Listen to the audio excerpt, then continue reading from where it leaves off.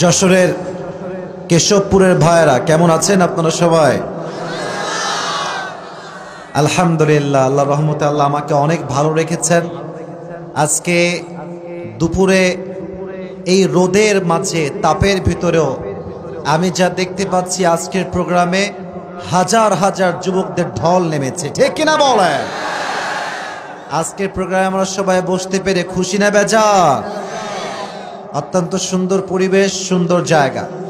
যারা রোদের জন্য দাঁড়িয়ে আছেন, দাঁড়িয়ে থাকেন, কোনো সমস্যা নাই।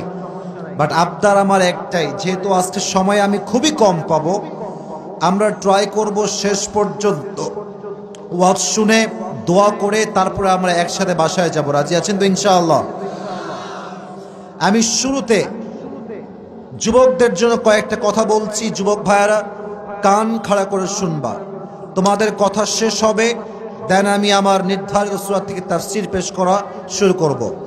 যুবকদের জন্য আমার প্রথম কথা, যাদের বয়স 18, 19, 20, 21, 22, 23, এই কম বয়সে আমাদের যুবকদের বিবেক কাজ করে কম, আবেগ কাজ করে বেশি।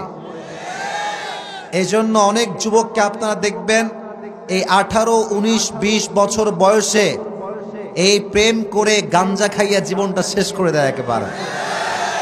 না, এটা ঠিক না। যুবক ভাইরা মাথায় রাখবেন, যার 18 থেকে 25 বছরের ক্যারিয়ারটা সুন্দর, তার ভবিষ্যৎটা সুন্দর। আর যে এই জীবনে তার ক্যারিয়ারকে নষ্ট করে দেয়, ভবিষ্যৎকে নষ্ট করে দেয়, তার জীবনটা তামা তামা হয়ে যায়। যুবক ভাইরা ঠিক কিনা বলো?